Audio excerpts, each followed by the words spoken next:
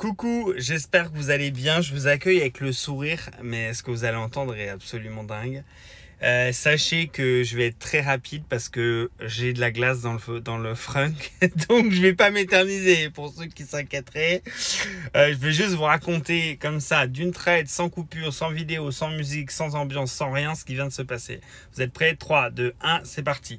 Donc aujourd'hui, j'avais rendez-vous chez Tesla parce que la dernière fois, j'y suis allé juste pour faire, sur la nouvelle voiture que j'ai achetée, il fallait faire un parallélisme, et en fait en voulant faire le parallélisme ils se sont rendus compte qu'il fallait changer les 4 triangles de suspension à l'avant. C'est un défaut connu de la voiture, donc c'est pris en garantie, il fallait juste le faire, commander les pièces. Ils ont commandé les pièces, j'avais rendez-vous aujourd'hui à 14h30 pour faire et le parallélisme et le changement des triangles. Donc quand je suis arrivé, il faut savoir que direct le mec m'a dit: alors il y a eu un petit changement, la semaine dernière je vous avais dit que les pièces et le parallélisme étaient gratuites, étaient pris en charge, et aujourd'hui il me dit que le parallélisme n'est pas pris en compte. Je lui dis: mais pourtant vous changez les pièces, et donc en changeant ces pièces de facto ça nécessite un parallélisme, c'est vous-même qui me l'avez dit la dernière fois, et donc du coup il est forcément pris en charge. Alors il me dit: oui mais non, mais ça a changé, faut savoir que ce n'est jamais pris en charge, etc. Bref, donc du coup je m'énerve un peu, je dis: mais écoutez, c'est pas normal, changer de discours, on m'a dit que c'était gratuit, vous pouvez pas me faire payer aujourd'hui, je pourrais le payer, etc. Et du coup je vais faire chercher son responsable vient et me dit que oui, de toute façon, blabla, blabla, c'est pas pris en charge, ils peuvent pas le prendre en charge.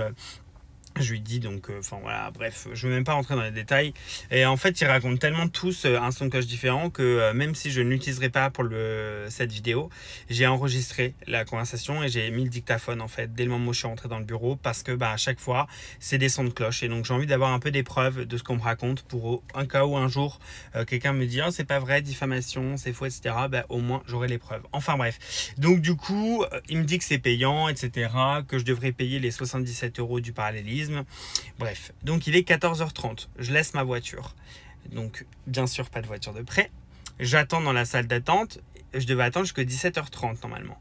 À 17h, ça faisait un peu long, sur le devis il y avait marqué que l'intervention durait 1h30, donc à 17h je vais dans le bureau pour récupérer ma voiture, et je vois que je vois que la voiture est garée sur le parking.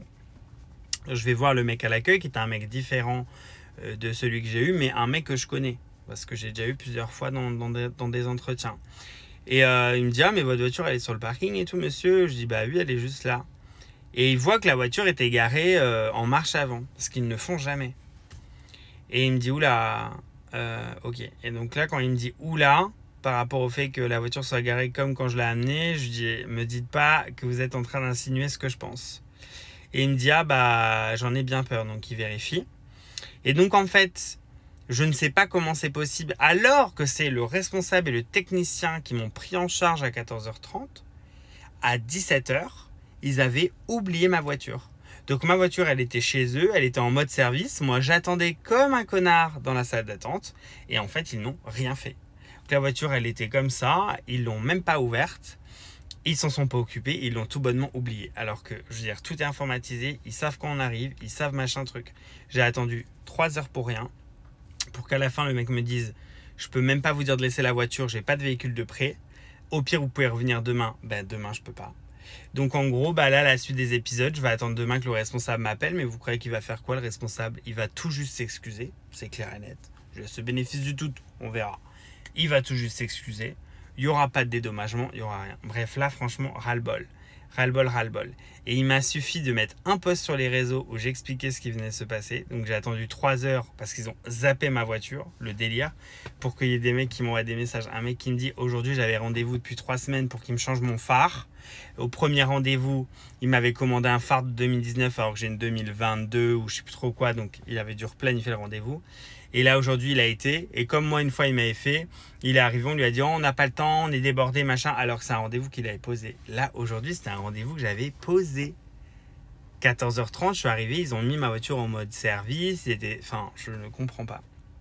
Vraiment là je suis époustouflé par leur incompétence. Et je peux vous dire que le mec à la fin, bien sûr je lui en veux pas, même lui savait pas quoi dire. En fait on ne discutait même pas, parce qu'il ne savait même pas quoi dire. Et moi, demain, au responsable, je vais lui dire, en fait, si c'est désorganisé comme ça, mais limite, change de boulot, en fait. Parce que c'est pas possible d'oublier un client. Mais enfin, je comprends pas. Ils sont... Voilà. Bon, écoutez, je vais vous laisser. Je voulais juste vous partager ça. Je sais que vous allez tous réagir dans les commentaires et gueuler. On incrimine personne, mais c'est le service en général qu'on incrimine. Voilà. Et... mais enfin voilà, je n'ai aucune expression. J'étais même pas énervé. J'étais tellement... Je suis tellement choqué et je me dis mais c'est tellement inadmissible et c'est tellement de la merde que je n'ai même pas de réaction de colère parce que je suis juste époustouflé par l'incompétence. Ce sera mes derniers mots en tout cas pour aujourd'hui. On se retrouve la semaine prochaine avec une vidéo voilà, bien péchue. Lâchez-vous en commentaire et merci à tous d'avoir suivi cette vidéo. Ciao.